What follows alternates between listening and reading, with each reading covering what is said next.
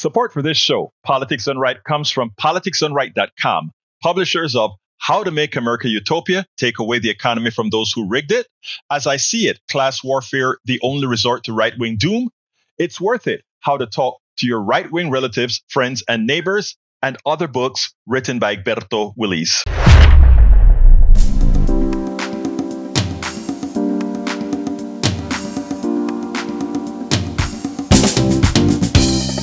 Welcome to Politics Done Right.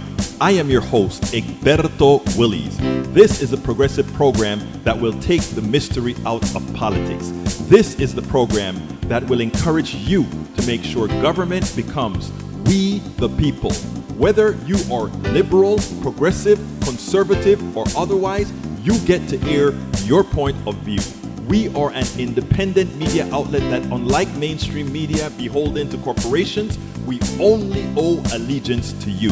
Remember, you can also send me a tweet at EGBERTOWILLIES. That is at Egberto Willies. Let us engage. It is Politics Done Right. Welcome to Politics Done Right. My name is Egberto Willies, your host. Good morning, Houston. Good morning, Harris County. Good morning to the great state of Texas. Good morning to Northeast Texas, Southeast Texas, Northeast Louisiana, Southeast Louisiana. Good morning to every nook and cranny in these areas receiving our 100,000 watt signal from our transmitter. Folks, going into those little boxes known as radios. Even as much of you are now listening on the internet and elsewhere. But anyway, folks, we're going to have a great show for you today. Good morning to the entire world, of which we receive folks as well. Folks from Barcelona, Spain, London, England, and other places. We're going to have a great show for you today. But one of our wing persons is not in the office today, but we still love you, Jack. If you're listening right now, I hope the flow comes down so that your presence can be made and felt here again. Good morning, Senor Howard. How are you doing, my dear brother? Good morning to you, sir. Well, I'm upright, so I guess I'll be okay. Managed to make it in without it getting too wet. But we do have some very heavy thunder showers moving through the southeast part of our listening area, down in Seabrook and down in Clear Lake. I saw it on the weather radar this morning. Jack calls me at 4:20. I went, oh, this can't be good. He says, man, I'm flooded in down here. I tried to get out, but I can't do it. He's got one of those little puddle jumper cars anyway. Yeah. Little Mini Cooper thing. 3 drops of water and you're flooded in that. So yeah, well, we don't want Jack flooded out, man, because I tell you. And yeah, I heard there's going to be a lot of rain. It's sort of like a depression that's kind of going up the coast and coming inland. So I don't know. Yeah, it's a low pressure area. It's not quite a tropical depression yet. I don't think it's going to develop into one, but it is going to bring us a lot of rain for the next couple of days. A rainy Friday and a rainy Saturday. No, just go away. We want the weekend to be clear. However, I will take this time to extol some praises on Jack. Jack is probably one of the most important people here in the mornings. He makes my life easier. Without Jack, I may have to quit and go somewhere else, because he is just a treasure to have. So if you're listening, Jack, we all appreciate you. We want you to come on back up here, get into a canoe and get on over here. Well, I give kudos to Jack. I love me some Jack. I love his the beginning of his words. And by the way, folks, Jack makes a hell of a burrito, man. Or is it a burrito when the tamale, or rather the tortilla with the stuff on it? That's a burrito, right? He makes it's a burrito. Yeah, he makes a mean burrito, man. That's all I'm going to tell you. And so yeah, Jack, we need you. We need you. It's tough. And you threw some praises on Jack. I got to put praises on both of you because, man, hey, guys that are listening, everybody that's listening, keeping a station like this with old equipment to sound modern and stay on air, etc., it's a big task. We could not make it without Brother Howard and Brother Jack. But Brother Howard is the genius behind all the electronics and making sure that the signals can get out of here. And all the times that, what other stations pay consultants to do, what other stations pay engineers to do, what other stations pay a whole staff to do. It's on the back of one person here at KPFT who every so often gets a bit of assistance from the whole Pacifica network when things get completely out of hand and it's not a one man's job anymore. Well, it's never really a one man's job. It's just It's, that no, it's no, it never a isn't. one man's job. But I tell you what, Howard is like 10 guys in one body. You know what I mean? So just as you stole all that praise on to Jack, which I do as well, I do it on to you, brother, because all during the storm, all during the hurricane, as we get these things running, whether automatically or otherwise, the other guy on the side that you just heard there, that's what made it happen. So it's always nice for people to know that behind the scenes, a hell of a lot's happening.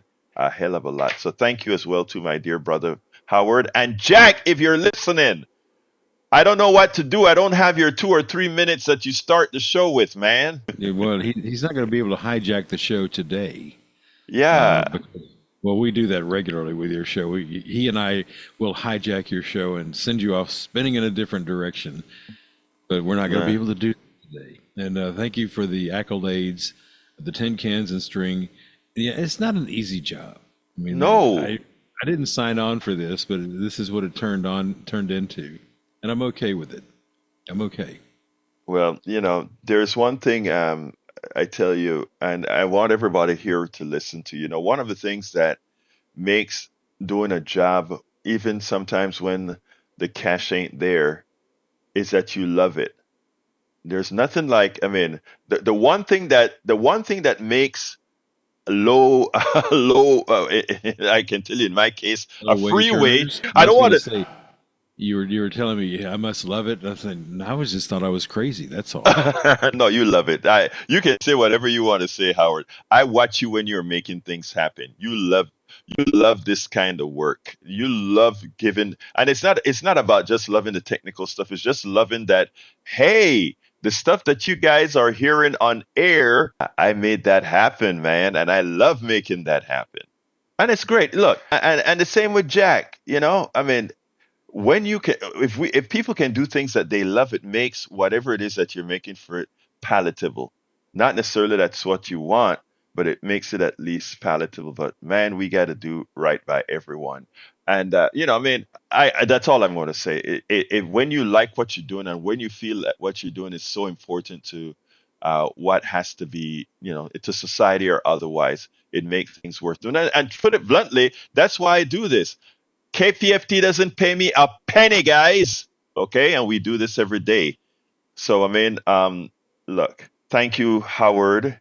Thank you, Jack. I wish I could say thank you in many other forms, but all I'm going to say is thank you, and I'm going to get on with the show unless you have something else to say before I start. Well, I think you've got a great show planned for us today. I can hardly wait for the folks to call in. We want to hear from the mayor of Politics Done Right, Johnny. He has got his phone in his hand and he's calling in pretty soon. We'll hear from Brian. We'll hear from Joe. We'll hear from Harry, and it's just a big family here in the morning that we enjoy talking to. One of the things, whether we agree with them or not, they still have an opinion, and they're still human beings, and they're still good people. I mean, Yes. there's some people that I disagree with vehemently, but they're still good people. I don't say, "Oh, this person is terrible," because I don't agree with them. That's not the way you do things, and that is a trend that we're seeing in our country right now. That's just saddening. It's sad the fact that we have come to this point where, well, if you disagree with me, you're a bad person. Mm-hmm. Well, that's Yeah. not entirely true. We've had disagreements through our entire history of the United States. There are people and politicians who have just stood up there and beat the pulpit, or you don't call it a pulpit, but they beat the days and say, I believe this way. Well, other people do not agree with you, but you're not a bad person. So I don't know how we've come to this extreme, but I hope that we back away from it pretty soon. And I've got to I go answer the phone, so yeah. I will talk to you in a while. Thank you very much, brother. Look, and let me expand on what brother Howard is saying there, and that is what I hope to do here. I am not changing the things that I believe in unless others prove to me that I need to change. Um, like I said, because of how I was reared, I was a sexist. I was a homophobe. That's who I was. That was how I was reared from the part of the world that I'm from.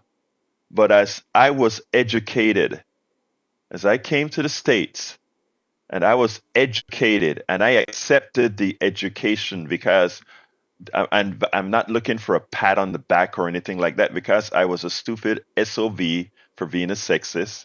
I was a stupid SOB for being a homophobe. I I had good people who rang me out of that and turned me into one of the biggest, what should I say, LGBTQ supporters and proponents, and also made sure that I was no longer a sexist to the point where during the women's movement in Texas, I don't know if you remember when the senator was doing that thing, I was actually declared an honorary woman. So the idea about hating somebody for how they think or etc. isn't what I am about. I am actually about discussing with folks, having this conversations and understanding we're all humans, reared differently, and all able to change. And that's how I operate. That doesn't mean I'm giving anybody a pass. What it means is I'm understanding who people are. Joe and Harry are on the phones waiting, but I need to get the program started real quick, and then I come to you. The title of the show today is Trump About Disabled Relative Should Just Die. Nikki Haley's Prophecy, Kamala Harris future. Those are the three topics that I want to do on air, and of course, there are several other topics that are in the newsletter as well that you can access at politicsandright.com/newsletter, politicsandright.com/newsletter. I don't want to keep our brothers holding for too long, so let's start with Harry. Harry, how you doing this morning? Good morning, my dear brother.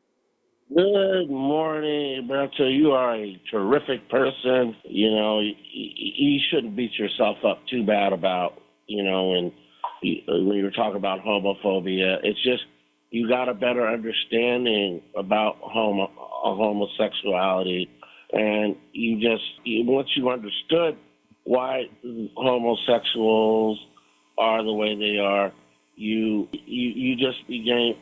became a person of compassionate with people that are put together that way. You just have an understanding of it, a better understanding, and that's the good thing about you, Berto, is you.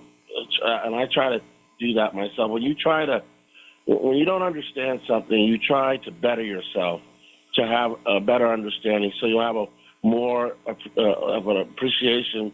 And then, as you said on the show a number of times, it lessens the ignorance that you had before. And you just become a better person because of it. Because we all learn and we get better from that. I appreciate that, Harry. I appreciate it. Yeah. Before you continue, let me just say why I do that, though, because as I am trying to convince other people to open their minds to other possibilities, I want to make sure that it doesn't come across preachy or that I think that, well, I have it all together or something like that. I want folks to know we are all fallible. All of us are fallible. And in the process of being fallible, we can also change. We all have bad tenets, but we can all change once somebody shows you why the way that you are is actually wrong. So thank you for that, though, Harry. Anyway, tell me what you're calling about, my brother. Oops, I can't hear you very well. Did I? Is that something that I did wrong, or? Can you hear me? Yes, I Can can you hear now. me? Yes, I can. Yeah. Yeah. I wanted to talk about Kamala Harris, but I wanted to talk about two other things. And they're sad things. It has to be, these two other things have to be, unfortunately, about African Americans. There was the killing that I learned about with Devontae Mitchell in June. Al Sharpton did a eulogy on him when he was killed the same way George Floyd was killed by unarmed security guards. They were fired. And it was kind of like he was asphyxiated and he couldn't breathe. It was kind of like an Eric Garner killing. And then there was the woman who was 36-year-old Massey. Sonia Massey, who called the police, said there was a prowler there. And the police officer, well, both police officers came there, and she had a pot of water on there, on her stove. The police told her the police officer told her to get it off the stove, and then told her to put it down, and then shot her 3 times in the face. And he's been fired and brought up on charges, so I'm glad of that. But I think she had some children, too. Poor woman, only 36-year-old, poor black woman. And all she did was say, Jesus will rebuke you. And he was talking about, what did you say to me? And that's when he got irate. Then he told his partner not to help the poor woman who he had shot 3 times. And I'm just glad that at least I hope there's justice for both of their families. Now I'll move on to Kamala Harris. Well, there was a caller on Hugh Talk, and it made me think. His name was, he calls up a lot. His name is Rick. He used to call Steve Hunter a lot when Steve Hunter did Utah. He talked about Kamala Harris's record as prosecutor and attorney general, and the Republicans are going to use a lot of that against her because there was one situation where there was a man named Kevin Cooper. I looked this up, who was on death row, and Kamala Harris at the time did not believe in drug testing, and Gavin Newsom got involved in later years and got him off death row. And then Kamala Harris changed her position on that. And then a couple other things. When she was, I believe it was the Supreme Court, they wanted to reduce the prisons of non-threatening convicts that weren't a threat to society. And Kamala Harris wanted to keep the prisons kind of overcrowded. And she lost to the Supreme Court on that, because they did reduce them because they were short of beds and toilets. Yeah, let me just I want to speed it up a little bit, Harry, because the calls are coming. But let me answer that real quick. No, I want to answer that. I want them to come after Harris for those 2 cases, because in those 2 cases, Kamala Harris was pretty much towing a Republican type line, which is very, very hard on justice. Let's realize something. A lot of these people that are in jail, I take a more liberal approach in that I believe more in recovery, in that person coming back into society. But there are some bad people out there that, they're just bad people. Now, the thing about it is interesting is that while I would have taken a lesser strong stance on that policy, a lot of people wanted her to take that stance, and she was voted in by the public. It is incumbent on the public if they want, to do better. So I want them to bring that up, because I am ready for that attack.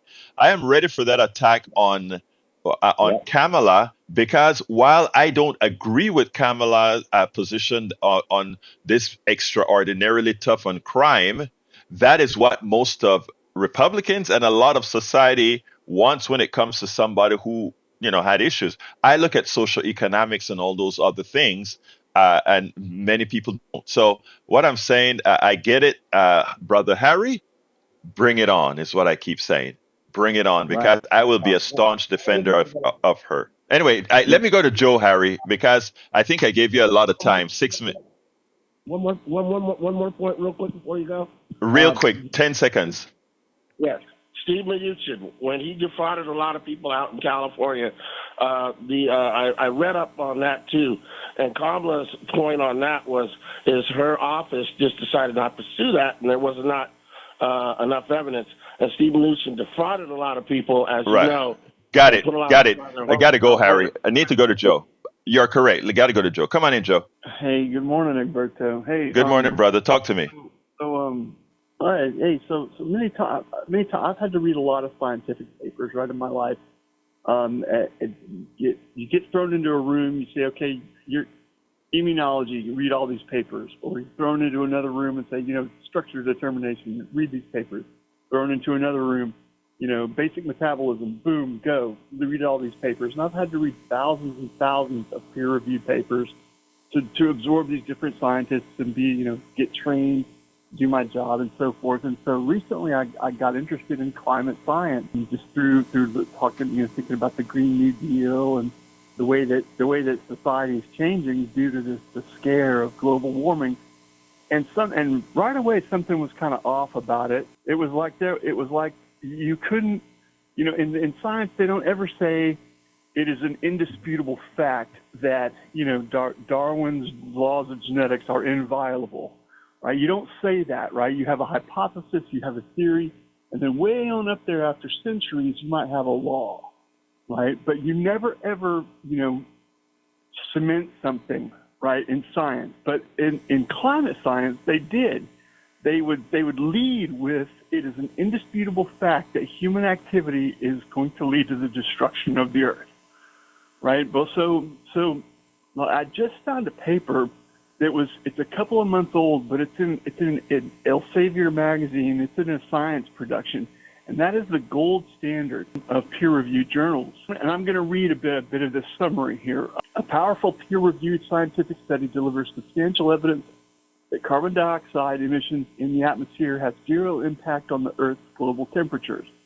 The study concludes that even though most publications attempt to depict a catastrophic future for our planet due to an increase in CO2, there is serious doubt that this is, in fact, the case. Instead, the study authors deduce that the research unequivocally means that the officially presented narrative that human activity is causing detrimental CO2 increase on Earth's climate is merely a hypothesis and a substantiated reality. Okay, the name of the paper is Climatic Consequences of the Process of Saturation of Radiation Absorption in Gases. And I'll leave it to you to read the paper if you want, or a digest, or just the discussion and summary at the end. But all that's to say, I think that really the climate activity that's been going on these past few years, what's been happening is that, politically connected actors like, BlackRock Capital, huge investors, basically, they have a sweet deal where the government props up these new and or failing businesses that these investors, BlackRock Capital, Rosemont Seneca was one, right? The Hunter Biden's kid. They would invest in these high risk, startups and failing businesses, which would get propped up with government money, loans and grants, and then eventually the investors would cash out, and the companies are going bankrupt. I think that in the future, or starting soon, it looks like that this scam is kind of coming apart. And a lot of people, I think that there needs to be more research on this. But it's like the old days. It's like Galileo died basically under house arrest. If you're a scientist and you speak out about this, you're essentially ending your career. And so it took a lot of courage for these authors to write this. Okay, let me just say this now. You also work for an oil company, and I'm not saying that you're saying this because of the oil company, but I'm saying that you believe that oil companies do important research. A lot of research out there that's been hidden and now coming out because it was hidden by oil companies have categorically stated that the CO2 in the air, and not only CO2, but also methane, which is much worse than CO2 in the air, actually causes global warming. That has been the conclusion. Let me continue, please. I gave you the entire time to speak. Okay. Now, they've concluded, the oil companies had papers out by their own scientists that said exactly that these gases cause global warming. And it is not hard to infer from the ice dating, where they drill in the ice and they can find centuries worth of the atmosphere was at different times in our history. It is not hard to make a correlation, and you're correct in the way scientific facts are looked at. When a hypothesis goes from a hypothesis to a known fact and all of that, you said all of that correctly. But I think what we have to do, Joe, is be careful of allowing ideology and externalities that govern our ideology to take away from our logical thinking. Because I tell you something, brother, I have a lot of engineers here in Kingwood who've told me something similar to that. And I'd looked them straight in the eye and I said, okay, go back to our training as engineers and repeat what you just said and tell me what it sounds like. Now let's go back into the carbonization of our atmosphere again. Our atmosphere had much more carbon in it a few hundreds of thousands of years ago, millions of years ago, and the effect of plants growing and sequestering carbon into the earth and the ocean and elsewhere created climatic change. Okay. So it's not at all inconceivable. And this part that I'm saying is what a whole lot of papers prove, that as we reverse that process, which means the atmosphere had more carbon, it was hotter, it behaved differently millions of years ago. As plants and life forms came and sequestered that carbon, the earth temperature changed and different types of life form then took effect.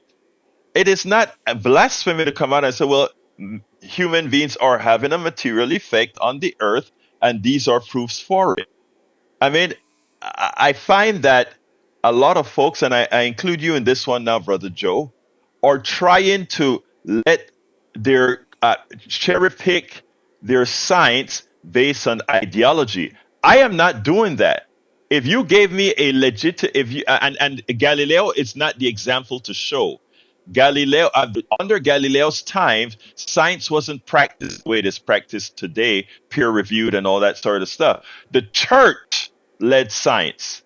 And right now, with the way the people that are attacking climate, it is the ideological folks that know nothing about science that are actually trying to lead that fight. And that's where the difference comes in, Joe. Joe, I got to go to Patrick, but I gave you your entire time to make your case. So one thing this climatologist says is she does lament that, it is that she says that manufactured consensus of scientists at the request of policymakers regarding climate change is all a ruse to push an agenda that has nothing to do with climate change. And she would be, if that paper said that, she would be, that would be wrong. If that paper said that, and I can say that as an engineer, she is absolutely wrong, because climate change isn't pushed by policy. In fact, it's the other way around, and we are fighting hard for policymakers to look at the science.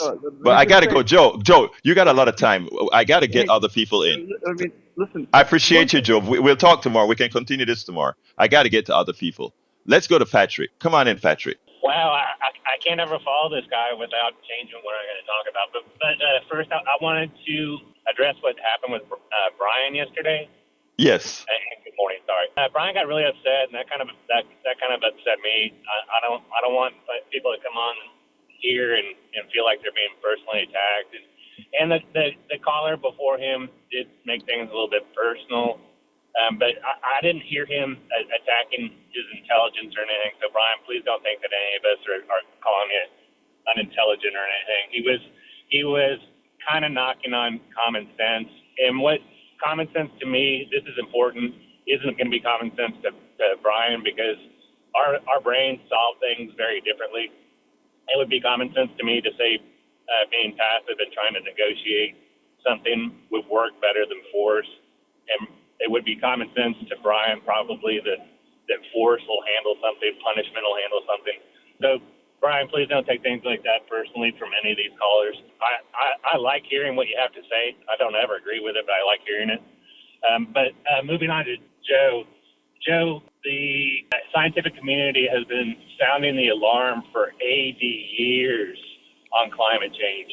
80 years. It was long before policy. And I want to ask a question. What starts with a 4 and ends with 15 zeros? It's the number and poundage of annual CO2 that is exhausted in the atmosphere. It's rated in quadrillions. To think that you can double the amount of carbon in the atmosphere and have no consequence is not of a scientific mind. And you bring me into questioning your claim to education on a regular basis. You also, neither of you touched on aerosols or fluorocarbons. Those are also a contributor, and they're starting to maybe think that they're one of the largest contributors. Actually, yeah, it is. Yeah, methane one, and those other gases. Yeah, they harbor water droplets in the atmosphere, but the molecules that they're adhering to are so small, the droplets don't get large enough to fall. So water that wasn't in the atmosphere 100 years ago is now. And that also holds UV rays in the atmosphere, and that's one of the things that raises the temperature. And what they know for sure is how climate works. It's very, very simple. A lower amount of carbon in the atmosphere, you start to lose temperature from the planet, and too much carbon, you take it on. And they worked out mathematically how much we're taking on it every year. It would be much worse. The oceans have harbored 90% of the heat that we've had, and that's why they started dying off first. The oceans have approximately 15% of the amount of edible fish that it had 100 years ago. We're in the middle of the sixth mass extinction on the planet, and it's the first one that you could say that is man-made. And it's the first one that we've been able to predict. To say that there's any doubt in the scientific community that isn't driven by capital, by special interests that have an interest in keeping us living the way we do is ridiculous. There used to be 95% consensus, which meant that scientists would not move forward on information on climate change without a 95% consensus. They now think that it's at about 99%. So you can find 1 in 100 climatologists that will say that there is doubt. But let's look at that logically. Okay, we have a 1% chance that we've got this wrong, and we're going to roll with that. But the thing about it is, Patrick, the thing about it again is, even understanding what the Earth looked like when carbon was at a much higher level, the answers are really there. And you know what? The science right now is verification of logic, right? Because logically, you can come out and say, well, if you can do correlations, but correlations isn't science. Now we're doing the science of the correlation that we've seen, and it drives me crazy that. And look, this is I see a lot of smart people. I live in Kingwood. A lot of oil physicists and engineers and stuff live out here. And the idea that they have allowed themselves to be co-opted by ideology, because I think a lot of ways is who they work for, kind of, it's a man's salary. But it is sad that, we can't see the humanity, what we're doing to humanity, as you stated in your conversation, their mass extinction. And, we can survive for a while with mass extinction, right? Because hell, we're learning how to create meat. We're learning how to do all these things. But eventually, all of that will change. Anything else, Patrick, before I jump to Raymond? On the same subject, you can look at computer models that they started in the 70s, 80s, and 90s, and those projected out 20 years. And the only thing that they got wrong is that they underestimated the rate in which this was going to change. And Exactly. Don't get excited, or don't even think that you've got a bandage like this, like growing meat or anything like that, because that takes grain and that takes plant protein. And Joe has made the mistake and called CO2 a plant food. CO2 actually can boost plant matter on a small scale, but what they find out is that the seeds are not as viable, which means that not as many plants will grow from those seeds. I actually read that, Patrick. Yeah, I read that the idea that increasing that concentration of CO2, it's just a different kind of plants that are actually acceptable to that. So you nailed that on the head. And then the nutrition is driven down under high CO2. And one of the ways that they've been able to prove how much CO2 is in the atmosphere, the ginkgo plant is an ancient plant. That's the only plant that survived the Hiroshima attack. And you can go and you can see the plants, the trees there. They worship them. But one thing the scientists have done is that they look at the stomata. Hey, Patrick, you're absolutely right. We got to talk to this another day, because we're kind of taking some time. Thank you, my brother. I appreciate your call. Before I go to Raymond, I want to welcome Lizard Queen, Eric Hayes, Tamara Chance, Super NV80, Super Elvin 8H on the chat, as well as, did I miss anybody? If I missed you on the chat, Paul Fleming from Powder Springs, Georgia. So we have Georgia, Houston, Barcelona, Spain. We're all over the place, folks. Thank you guys in the chat. All right, let's go to Raymond. How you doing, Raymond? Hello, Egberto. Thank you for welcoming me on the show. I called the day before yesterday. You asked me to call back yesterday, but unfortunately I couldn't catch your show, so I don't know if you spoke more to what I had asked you about on Wednesday. But since you're talking about climate change, I'll touch on that and then see if you want to go back to our prior conversation. I'll just share some opinions. I really enjoyed Patrick, and I can tell he's got a wealth of knowledge about the subject far more than I do. So I like what Joe said about you shouldn't be so definitive with your conclusion, especially in science. And I feel that way about my opinions. I have opinions, but I'm willing to look at the other side too. And I think a lot of people should be very open-minded. But in general, regarding the climate change, there are factors that are so much bigger that occur naturally than I think humans can ever influence on the planet. And an example of that would be oil bubbling up out of the floor of the Gulf of Mexico at a rate far greater than any of the natural disasters that we've caused, with rigs coming apart and leaking into the ocean, or even tanker ships leaking out. Those are tragedies, and they cause very acute and specific terrible situations in the environment. But nature is able to reabsorb all of that oil that's naturally seeping into the ocean floor and the Gulf floor, and that's the Earth has just been designed to handle that sort of thing. Unfortunately, when we create it on an acute level, it has more catastrophic effects. But I think CO2 is in a similar way. If you look at the way the ice in the polar caps is melting, it's releasing far more methane gas than we could ever hope to produce if we tried our hardest. And I think that dwarfs any effect that mankind is going to have on the global change of the planet. Now, it's just an opinion. Again, But actually, it's an opinion that deserves a response as well. And here's what I'm saying. You just mentioned about the polar cap and the methane that's being released. Actually, in the tundra and all these places, now that we have global warming, a lot of that sequestered methane, which it comes from the decomposition of of carbonic matter, right? So of the Chan matter, CHON, all of that is being released again because all these places are being unfrozen. Why are all these places being unfrozen? Because the Earth's atmosphere is retaining more heat, and those areas melt. So I mean, all of these things. Look, and by the way, you made a very very smart point. Mother Nature can do a hell of a lot more damage in one instant than what we can do over time. As an example, we could get the explosion of many volcanoes, which in effect have caused many ice ages around. I think there was one in the 1800s when Vesuvius Krakatoa exploded. So there's a whole lot of this that's out there, right? But what we are doing are not these instances of nature, but what we are doing on a continuous basis.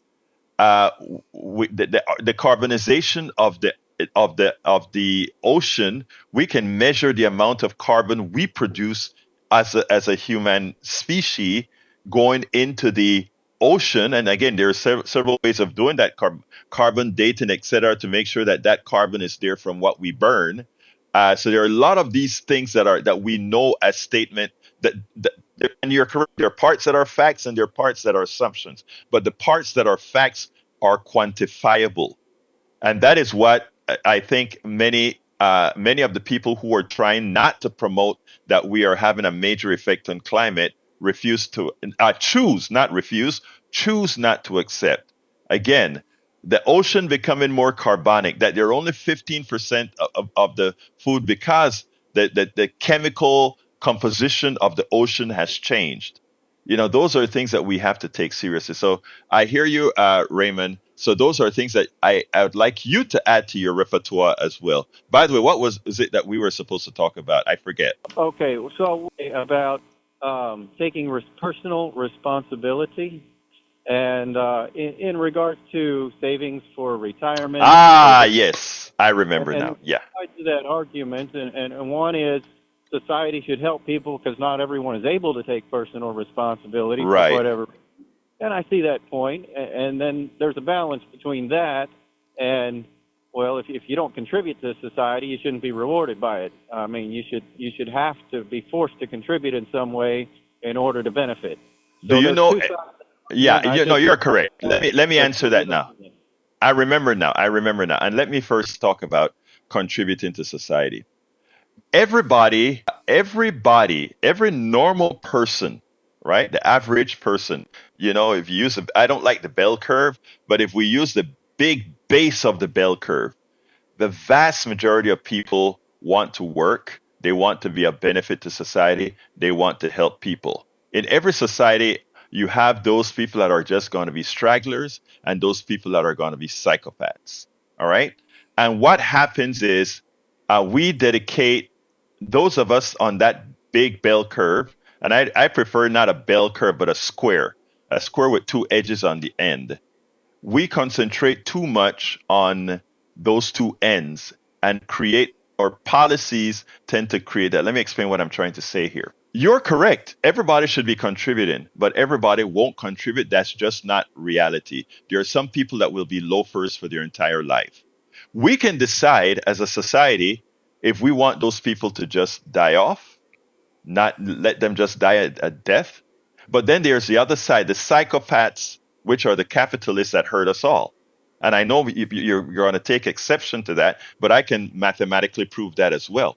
But let's put that aside for a minute. All of us that are here going to work every day, you get up in the morning and you go to the bus stop and you see all those people going to work. Some of them working hard for menial salaries. Some of them doing good managerial work and for very good salaries. Those that are doing good managerial work, they can actually support themselves fully. They can actually put away for retirement. They can do all those things because those are the people who also have access to media. Those are the people who everybody writes about. Those are the people that have agency. We too often see society through their eyes. I was one of those as well. As an engineer, a business owner, and all of that, I reflected my income status, my way of being onto most people until I really got deep into activism and saw how most of America lives. Appalachia, the ghettos, the barrios, and just a person trying to survive one rent to the next rent to the next rent, who have little access to live a life. When you have 20 to 30 to 30%, 20% that are quite comfortable, and that has the media, you tend not to see what the others go through for life. So to answer your question specifically now, I am going to tell you that everybody, the vast majority of Americans, work hard and deserve to have something that I call a basic income, because whether they are making $2 an hour, and believe it or not, there are people who make that, the waiters, 2 something an hour, or they're making hundreds an hour. We should have something called a basic income to keep just to prime the economy. So when you retire, you should at least be able to live at subsistence level without ever having to worry about health care and all of that. We can afford it as a society. Why can't we as a society? Because we have the psychopath class that I talk about. There's a poor people that want to sponge in society, and there are the people on society at the very top that do nothing so they create nothing, they build nothing, they have no intellect, but are the ones who control the worth of everybody else. So the answer to that is yes, we need to teach personal responsibility, but those psychopaths at the top also don't invest in education where we teach people civics to know what it is, how to actually operate in the system.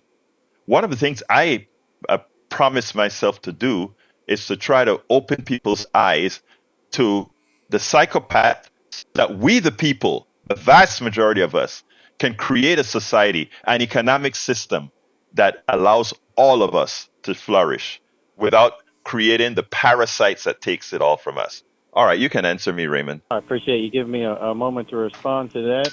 That was a whole lot of great information, and you and I agree on a lot of the same goals. I think we disagree somewhat on maybe the ratio of people in each situation. So what I mean specifically is the capitalists you're referring to that are psychopaths that are creating policies that would take away from the average individual's ability to retire.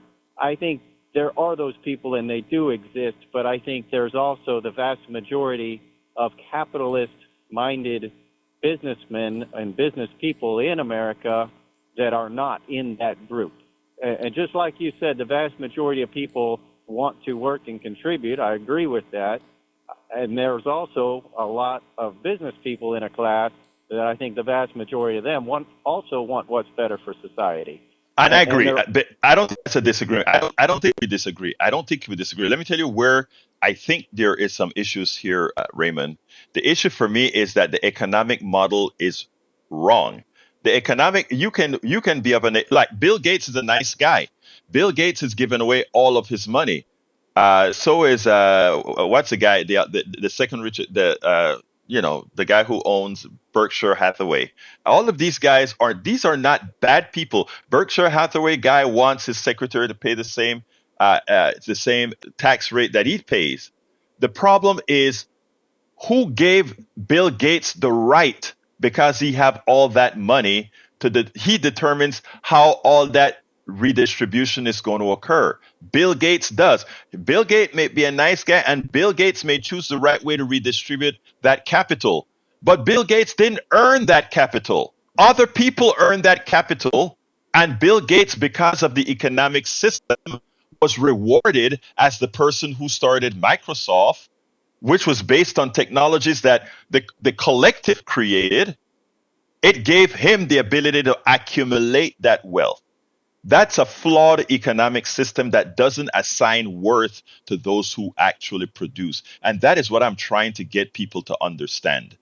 That the economic model is what's flawed. And the economic model is what creates what you talk about, people not being able to retire, etc. And you can answer that one as well, my dear Raymond. Well, I do agree that the economic model is flawed, and it's always in a state of evolution, right? There's people on both sides trying to pull it in both ways. It's never going to be perfect. It's never going to satisfy everybody, but we're trying, and both sides are trying to get it to where they think it's going to be better. What I'm afraid of is creating social and economic programs that influence the average working person to not work, that de-incentivize. All right. Can I stop you there? Because I want to stop you there because that is the message that the capitalists push. You go out there and work everybody I know. They don't know. We are talking at a high level here on how an economic system works, right? The average person just want to go to work and pay a bill and pay their bills. That's all they want, right?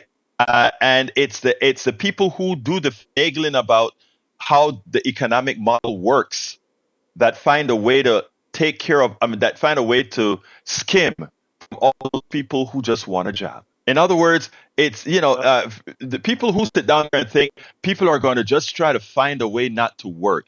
It's never been the case. You remember Gecko from Wall Street? He was representative of capitalism. Gecko said, I remember when he said, greed is good. And we want everybody to believe that the human nature is greedy, right? No, the psychopath nature is greedy. If the human nature was greedy, we would not have allowed those psychopaths to accumulate the monies that they do. And that is the thing that I try to get people to understand. People are good. The vast majority of people are good. It's the economic systems that make them bad. It's the economic system that depends on things like slavery and all these other things, racism and all of that. The average person in this world They are good people. And that's what I know dealing with people all over the damn place are good people. Anyway, Raymond, close up so I can go to Brian. Thank you. Oh, did you say to close up? Yeah, I need to go to Brian. So give me a last. Well, I think I'm sorry. I kind of was just listening, so I didn't have more to add to that. But Okay, well, no problem. We'll talk another time. But look, I appreciate. Look, first of all, I want to thank you for that call because it gives a chance for us to have this kind of discussion. Brian, come on in, brother. Yeah, seems like you're one person short. So sorry to hear that. Come on in, brother. You're right, though. Yeah. Okay. Yeah, it makes it difficult when you don't have someone to actually do the job, right? Well, So, well, I'll you get into know. economics later. Yeah, go ahead. Okay, now the vice president of the United States came to Houston yesterday, right? Yes, sir. Where was Lena Hidalgo? I don't know. Where was she? Yeah, nobody knows. What did was it a planned vacation? Just like Harris didn't see the Prime Minister of Israel? I don't know. Isn't it? I don't know, Yeah. but I don't think. But here's the thing, Brian. I don't think Lena Hidalgo in Houston has to worry about a picture with her hugging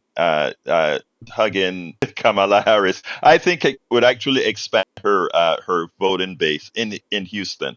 So I don't think that's a good analogy, brother. Yeah, but not a word about Nungary being murdered by the policies set forth by Biden, correct? Not a word about that. I don't know what you're talking about. She was supposed to be the czar of the border, overseeing the policies set forth by President Biden. No, that's not what she was supposed to do at all. That's what Fox News says she was supposed to do. Her job was supposed to do. Let me explain, Brian. Brian, let me explain, okay? It's important. It's important. It's important. I have always told everybody here that the border problem isn't at the border. The border problem is in the countries and the economic system in the countries and what we've done many a times to these economic systems. And what she did and was partially successful. If you notice, one of the reasons a lot of the border traffic, in fact, the border traffic is less now than it was when Trump left office. And one of the reasons is if you tackle the. Incorrect. No, sir, it is correct, Brian. But let's not even go on that. It's Correct. okay. Let's hold back on that for now. What I'm saying is her job was to go into these countries that are sending the most people over here and find out what they can do economically in those countries to keep the people there. And that was her job.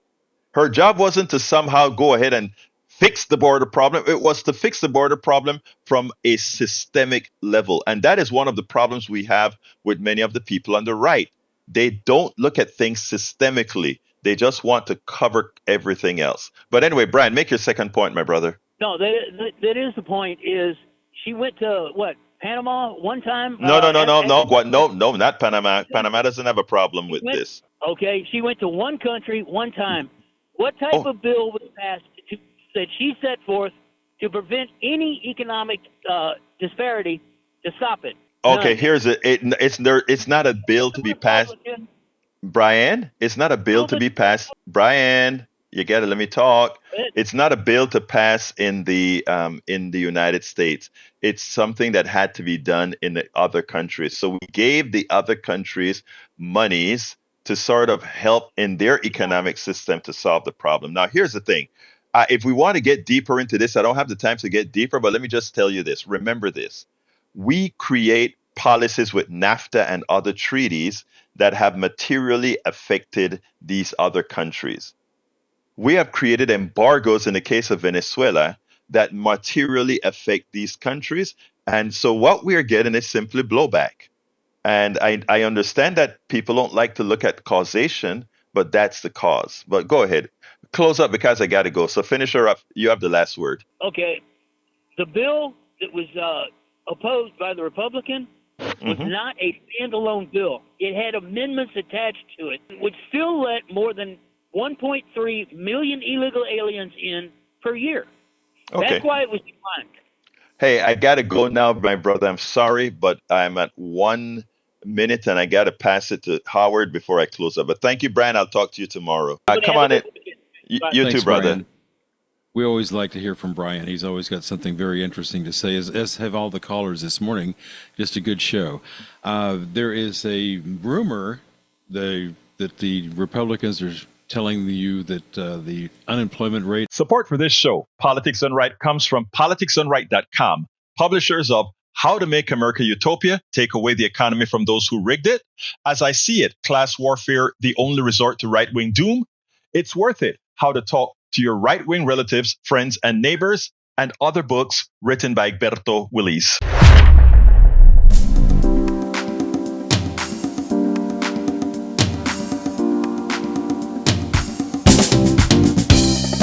Welcome to Politics Done Right.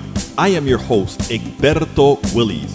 This is a progressive program that will take the mystery out of politics. This is the program that will encourage you to make sure government becomes we the people. Whether you are liberal, progressive, conservative, or otherwise, you get to air your point of view. We are an independent media outlet that, unlike mainstream media beholden to corporations, we only owe allegiance to you. Remember, you can also send me a tweet at EGBERTOWILLIES. That is at Egberto Willies. Let us engage. It is Politics Done Right.